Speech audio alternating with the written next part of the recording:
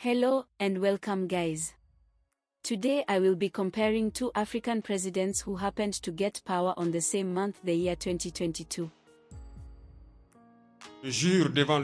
I swear before the people of Burkina Faso and on my honor to preserve, respect, uphold and defend the Constitution, the Charter of Transition and the laws, to make every effort to guarantee justice to all inhabitants of Burkina Faso. La justice à tous les habitants du Burkina Faso. And today, I want to thank God because a village boy has become the president of Kenya.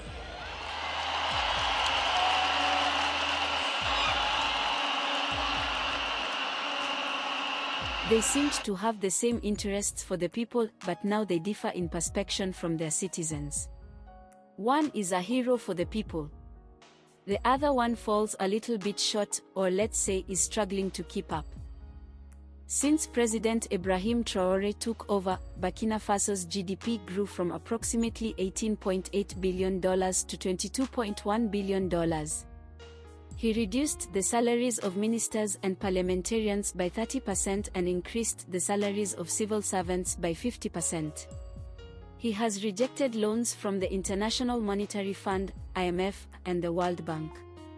He said Africa doesn't need the World Bank, IMF, Europe, or America.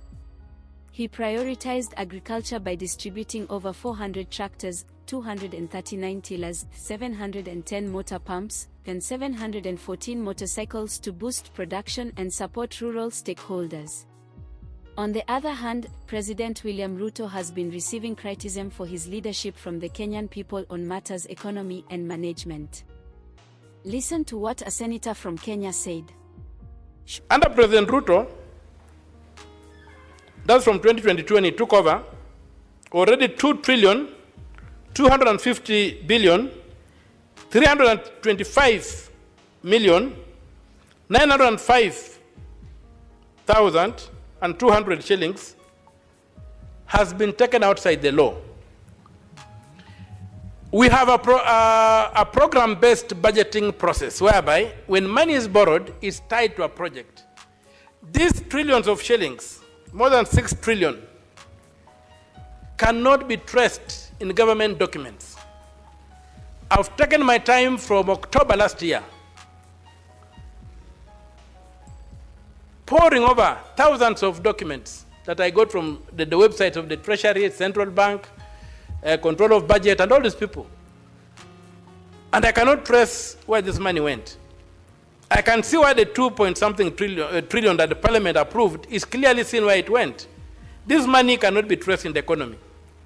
To make matters worse, Madam Speaker, not a single domestic debt is approved by Parliament. Not a single one. All those billions. Look at the Appropriation Act. There's none. It's somehow that the executive does not implement the budget. Because when you look at the statement of annual revenue and actual revenue and net expenditure, which is published monthly, at the end of every month, the statement of actual revenue and net expenditure. That's why you encounter this animal called a domestic debt. If you look at the budget, there's no domestic debt.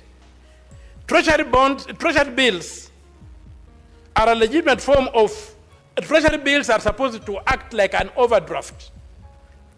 Where there's a delay by the Treasury, by the KRA to submit enough money to government, the government should issue treasury bills to fill up the gap, but the treasury bills by law must be paid within 12 months. They cannot become a debt. Now, under the Public Finance Management Act, all borrowing must support a capital project, a development project which is defined. But you find that we are borrowing a lot of money on the domestic market without approval of Parliament. Where does this money go when it is not even budgeted for? Why are we borrowing this money? And it's running in billions of shillings. Madam Speaker, I wish our screens were working. I would have beamed my calculations onto that screen so that Kenyans can see how they are being scammed in the name of taking public debt. I've done a graph, and you'll realize one of the interesting things is that our debt spikes every time we have got a handshake.